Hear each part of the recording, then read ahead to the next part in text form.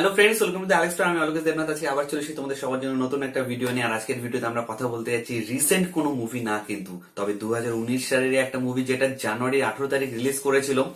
এবার কেন হঠাৎ করে এত পুরোনো একটা মুভি রিভিউ করছি, সেটা হলো যে লাস্ট 2-3 দিন ধরে আমি কোনো ভিডিও আপলোড করতে পারছিলাম না, যেহেতু দীপাবলি ছিল, কালী পুজো, ভাইফোঁটা, এই কারণে একটু ব্যস্ত ছিলাম। তো আমি একটা জিনিস নোটিস করলাম, তোমরা অনেকেই আমাকে ফেসবুক, ইনস্টাগ্রামে একটা মুভির লিঙ্ক পাঠাচ্ছিলে, ইউটিউব লিঙ্ক, এবং বলছিলে যে দাদা যদি পসিবল হয় মুভিটা তুমি দেখো, তোমার পার্সোনালি কেমন লাগলো সেটাই আমাদের সাথে একটু শেয়ার করো চ্যানেলে। তো ইউটিউবে অ্যাভেলেবেল আছে মুভিটা, তোমরাও দেখতে পারো। তোমরাও নিচে কমেন্ট সেকশনে জানাও যে তোমাদের কার কেমন লাগলো। আমি তো তোমাদের প্রত্যেকেরই কমেন্ট পড়ি এবং রিপ্লাই দেওয়ারও চেষ্টা করি। তো মুভিটা একটা মালায়ালাম মুভি, সেটাকে একটা সাসপেন্স থ্রিলার জনারে ফেললেই ভালো হবে। মুভির ডিরেক্টর হলো হানিফ আদেনি স্যার, এবং মুভিতে কাজ করেছেন, মানে মেইন কাস্টে আছেন মালায়ালাম সুপারস্টার বলতে গেলে নিভিন পলি। তোমরা হয়তো নিভিন পলিকে অনেকেই চেনো, এর আগে দুর্দান্ত দুর্দান্ত সব মুভি করেছে। প্রেমম বলে একটা মুভি এসেছিল, আউটস্ট্যান্ডিং একটা মুভি ছিল। তো তার যে লাস্ট মুভি যেটা জানুয়ারি মাসে রিলিজ করেছে, সেটার নাম হলো গিয়ে মিখেল। আমি আজকে সেই মুভিটা নিয়ে কথা বলছি। এবার মিকেল, মানে তারা সম্বোধন করেছে মিকেল বলে, বাংলায় যদি আমি প্রনাউন্স করতে যাই মুভির নাম হবে মাইকেল, আমি মিকেল বলেই সম্বোধন করছি। তো দেখো, প্রত্যেকটা ডিরেক্টরের একটা আলাদা গল্প বলার স্টাইল থাকে, যে আমি দর্শককে কিভাবে গল্পটা, আমার আমার যে গল্পটা আছে সেটা আমি কিভাবে দেখাবো। আর এখানে হানিফ আদিনি স্যার নিজেই রাইটার, নিজেই ডিরেক্টর। তো তারই গল্প, তার ইচ্ছে যে দর্শককে দেখানোর, এবং কিভাবে তিনি দেখাবেন সেটা পুরোপুরি তার নিজের একটা মানে ব্যাপার। তো রিসেন্ট টাইমে আমি যত মুভি দেখেছি, তাদের দেখেছি গল্প বলার স্টাইলটা না একদম সহজ যায়। আমরা যেন প্রত্যেকে ফার্স্ট থেকে পরপর বুঝতে পারি যে সিকোয়েন্স গুলো যেগুলো আছে পরপর পরপর যাচ্ছে। কিন্তু মিকেল মুভিটা ওরকম ছিল না, অনেকটা হাটকে টাইপের একটা মুভি ছিল। হানিফ আদিনি স্যারের গল্প বলার স্টাইলটা, স্টোরি টেলিংটা দারুণ, অসাধারণ, বাকিদের থেকে তো অনেকটাই আলাদা।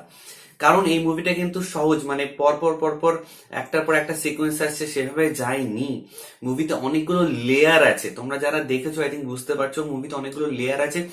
আমি মাঝখানে কনফিউজ হয়ে যাচ্ছিলাম যে কোনটা এখনকার ঘটনা, কোনটা ফ্ল্যাশব্যাকের ঘটনা। এবং মুভির গল্পটা ধীরে ধীরে এত সুন্দরভাবে ডিসক্লোজ করা হয়েছে না। এখানে মুভির মেন ক্যারেক্টার হলেন নিভিন পলি, যিনি একজন ডক্টর। তো তার যে ক্যারেক্টারটা, তার যে বিভিন্ন শেড, মুভিটা যত প্রোগ্রেস করেছে তত কিন্তু ধীরে ধীরে রিভিল হচ্ছিল। দারুণ লেগেছে। প্রথমে ভাবছিলাম যে মানে আমি লিঙ্ক খুঁজে পাচ্ছিলাম না মাঝখানে একটা জায়গায়, যে লিঙ্ক পাচ্ছি না কোথাও। পরে কিছুক্ষণ পরে গিয়ে বুঝতে পারলাম যে আচ্ছা এই ব্যাপার। তো এটা একটা সাসপেন্স থ্রিলার মুভি, একটা মার্ডার মিস্ট্রি নিয়ে। গল্পটা অত বেশি রিভিল করছি না, তোমরা একটু দেখো, কারণ গল্প বলে দিলে মজাটাই নষ্ট হয়ে যাবে। মানে দুটো কি বলবো, গ্যাংস্টারের দল আছে, তাদের মধ্যেই ফাইট কেস, এবং সেখানে গ্যাংস্টারের যে লিডার আছে সে মারা যায়। তাকে কে মারে, কেন মারে, প্রথমে যেটা গল্পটা যত ইজি মনে হচ্ছিল, পরে বোঝা গেল যে গল্পটা অত ইজি না। এবং মিকেল মানে মেইন যে লিড ক্যারেক্টার, এখানে তাকে অনেক পরে, মুভিটা শুরু হওয়ারও 20-25 মিনিট পরে ইন্ট্রোডিউস করা হয়। এবং একবার স্ক্রিনে আসার পর নিভিন পলি জাস্ট আগুন লাগিয়ে দিয়েছে। অসাধারণ স্ক্রিন প্রেজেন্স।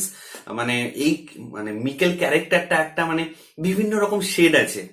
ইমোশনাল একটা ক্যারেক্টার, মাঝে মধ্যে কমেডি করছে, ভালোবাসাও আছে তার মধ্যে, অ্যাকশনও করছে, মানে ভরপুর একটা গোটা প্যাকেজ আছে এই মিকেল ক্যারেক্টারটার মধ্যে। কিন্তু সেটা ফ্ল্যাশব্যাক বলো বা প্রেজেন্টে যা চলছে, কি সুন্দর রিভিল করেছে, মানে আমার দারুণ লেগেছে। এবং ব্যাকগ্রাউন্ড স্কোর খুব সম্ভবত গোপী শঙ্কর স্যার দিয়েছেন। ব্যাকগ্রাউন্ড স্কোর মানে প্রত্যেকটা সিনে যেরকম মানে ব্যাকগ্রাউন্ড মিউজিক যেটা পাচ্ছিল না, আলাদা লেভেলে নিয়ে গেছে বলতে গেলে। তোমরা আই থিঙ্ক মুভিটা যারা দেখেছো বুঝতে পারবে, ইউটিউবে তো গানগুলো কাটা থাকে, সে কারণে আমি গানগুলো নিয়ে বলতে পারছি না। কিন্তু মুভিতে যেইটুকুনি ব্যাকগ্রাউন্ড স্কোর আমি শুনতে পেয়েছি, অ্যাকশনে বলো বা ইমোশনাল সিনগুলোতে বলো, ইটস টু গুড, অসম। আর সিনেমাটোগ্রাফি, উফ উফ, আমি সত্যি বলছি, মানে মালায়ালাম ইন্ডাস্ট্রিতে ভালো ভালো কিছু সিনেমাটোগ্রাফার আছে, তারা খুব কম বাজেটে একটা জিনিসকে এত সুন্দর ভিজুয়ালাইজ করে দেন। আমি তো মানে মিকেলের দুনিয়াতে হারিয়ে গেছিলাম বলতে গেলে। কিছু কিছু অদ্ভুত সব শট দেখানো হয়েছে, অ্যাকশন সিনগুলোকে মানে খুব সুন্দর করে মানে সাজানো হয়েছে। এবং তার যে দেখানোর স্টাইল, গল্পের মাঝখানে মাঝখানে কোথায় কোন সিন দিতে হবে, সেটা কিন্তু দুর্দান্ত। মানে এডিটিংও আউটস্ট্যান্ডিং, কোনো কথা হবে না, জাস্ট টু গুড একটা মুভি। হ্যাঁ, কিছু কিছু লুপহোল আমার লেগেছে, কিছু কিছু জায়গায় আমি লজিক খুঁজে পাচ্ছিলাম না। এবং সাসপেন্সও লাস্টিকে মনে হলো যে মানে অতটাও নেই যে বিশাল বড় একটা টুইস্ট দেখিয়ে দিল, তা না। সাসপেন্স কোথায় একটু পর পর, গোটা মুভি ধরে অল্প অল্প করে সাসপেন্স বিল্ড হয়, অল্প অল্প করে সেগুলো রিভিলও করা হয়। এমন না যে সবার লাস্টে গিয়ে একটা টুইস্ট দেখিয়ে দিলাম, তা কিন্তু না। তাহলে তোমরা কিন্তু ভুল করবে যে সবার মুভির লাস্টে গিয়ে একটা বড় সড়ো টুইস্ট পাবো।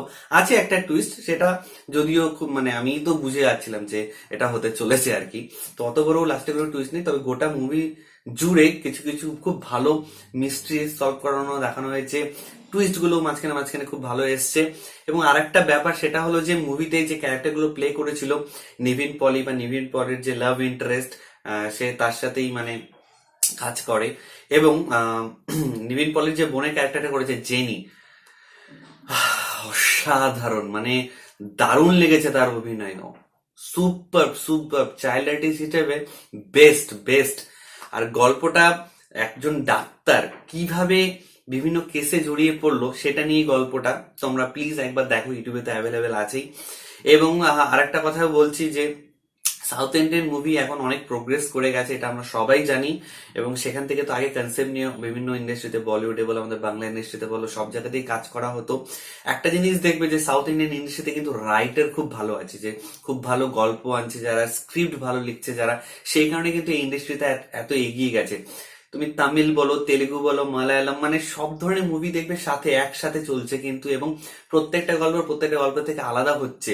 কমার্শিয়াল মুভি তারা বানাচ্ছে কিন্তু প্রত্যেকটা গল্প কিন্তু আলাদা হয়। প্রত্যেকটা গল্পের মানে নিজস্ব একটা ঘরানা আছে, নিজস্ব একটা কি বলবো, নিজস্ব একটা ক্রেডিট নেওয়ার জায়গা আছে প্রত্যেকটা মুভির। এটা কিন্তু তোমরা নোটিস করে একটা দেখবে, এই কোনো মুভি দেখে মনে হবে না যে এই মুভিটা তো ওই মুভিটার মতন, এই মুভিটা তো ওই মুভির মতন। প্রত্যেকটা কিন্তু কমার্শিয়াল মুভি দেখবে, এমন আছে সব কমার্শিয়াল মুভি বেরোচ্ছে, অন্য টাইপের মুভি বেরোচ্ছে, কিন্তু কমার্শিয়াল মুভির ক্ষেত্রে এত ভ্যারিয়েশন আছে সাউথ ইন্ডিয়াতে, মানে যত বলবো তত কম বলা হবে আর কি। তো আমি মুভিটা স্ট্রংলি রেকমেন্ড করছি, তোমরা প্লিজ একবার দেখো। এবং অ্যাকশন খুব ভালো দেখানো হয়েছে, যারা ভিলেনের ক্যারেক্টার গুলো করছিল অসাধারণ লেগেছে। এবং জেডি চক্রবর্তী স্যারকেও তোমরা অনেকে চেনো, তিনি তো খুবই ভালো একজন অভিনেতা, খুব ভালো গানও গান তিনি। তিনি এখানে পুলিশ অফিসারের রোলটা করেছেন, তারও সাপোর্টিং মানে যে যিনি অ্যাসিস্ট্যান্ট ছিলেন তার কাজও আমার খুব ভালো লেগেছে। তো ওভারঅল এটা একটা নাইস প্যাকেজ। হ্যাঁ, মুভিটা একটু স্লো মনে হবে তোমাদের কোথাও কোথাও গিয়ে, এবং স্লো মোশন একটু বেশি করে ইউজ করা হয়েছে এই মুভিতে। এবং মুভির যে কালার কারেকশনটা, কালার টোনটা, সেটা তোমাকে একটা অন্য জায়গায়, অন্য লেভেলে নিয়ে গেছে মুভিটাকে আর কি, এবং তোমাদেরকেও একটা ডিফারেন্ট ওয়ার্ল্ডে নিয়ে যাবে। কালার কারেকশনটা, কালার টোনটা এত ভালো ছিল মুভির। তো ওভারঅল আমি স্ট্রংলি রিকমেন্ড করছি, মুভিটা ইউটিউবে অ্যাভেলেবল আছে, তোমরা প্লিজ একবার দেখো। এবং দেখার পর নিচে কমেন্ট সেকশনে জানাও যে তোমাদের কার কেমন লাগলো।